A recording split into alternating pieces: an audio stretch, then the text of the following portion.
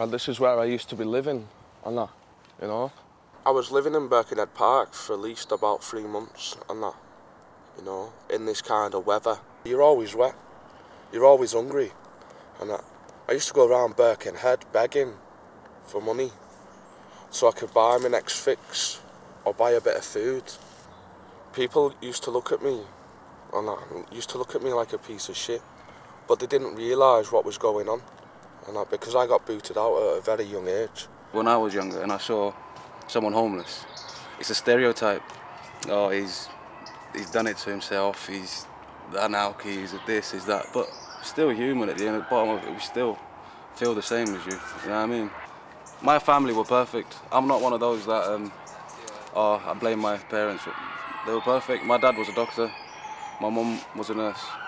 I've got no excuse to be where I am, but they passed away when I was young. I could speak 5 languages because of my dad, mum and dad. I've got a good education behind me, but it's still, it could be anyone's son, anyone's daughter on the street. I used to be housed in a housing association flat that had become my home. It was only a pokey little flat, but it had everything I needed. I was claiming benefit. The council, the people who were supposed to pay that benefit to my landlord, weren't paying it. You know, I was really glad of that opportunity to have a little home. You know, I'm a single bloke on my own. You know, having a little home was about all I needed, and that was taken away from me. Growing up, I always had this idea that, okay, I'm going to go uni, and when I finish uni, I'm going to go, because I was interested in like journalism, writing and stuff. I already sort of had an idea of where I wanted to go and what I wanted to do.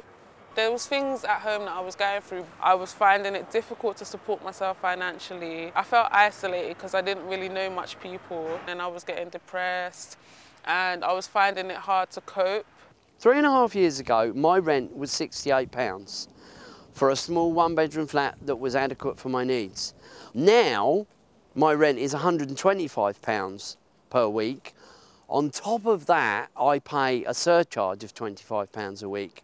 Because of the issues with benefits and all of that, and then if you want to sort of go into education or go into work, it traps you being in a hostel, and you can't really do those things. We're living in a country that has, you know, rather pointedly, just not invested in any kind of social housing for, well, I don't know, 2 decades, 3 decades.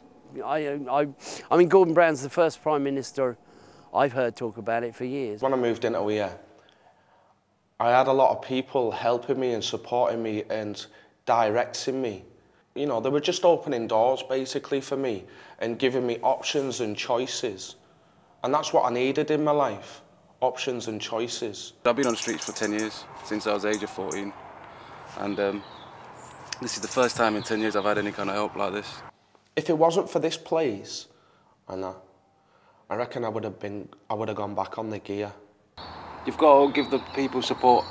You see, it's like, you don't know what kind of abuse or what kind of mental, you know, situation they're in. You've got to give them support, give them a stable environment. Not just, oh, he's homeless, put him in a B&B for a couple of weeks. What's that going to achieve in the long, because they have to leave the B&B. Give them a stable environment. By definition, none of these places are any kind of long-term solution. About a couple of weeks ago, the Duke of Dorchester, he actually came to open the building, and just the sheer people, you know, that came and says, oh wow, you know, look at what you've done, and it sort of makes you feel good about yourself. You know, where people appreciate you, because being on the streets and that, normally people just look at you and think, oh, get a job.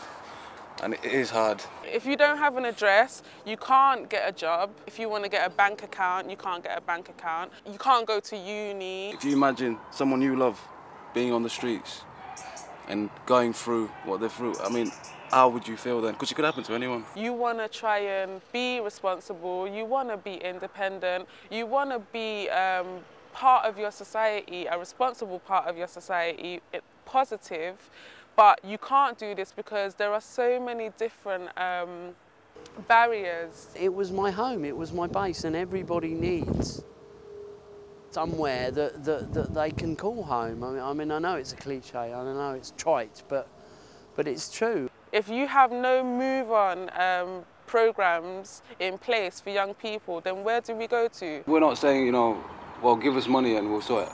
Give us the tools to sort ourselves out. You know what I mean? A place like this here He's perfect. We need to have stability. If we don't have that stability, then how are we supposed to move forward with our lives and do the things that we want to do so that we can be responsible adults? I was just talking to one of the staff members and they says, "Are you happy here?"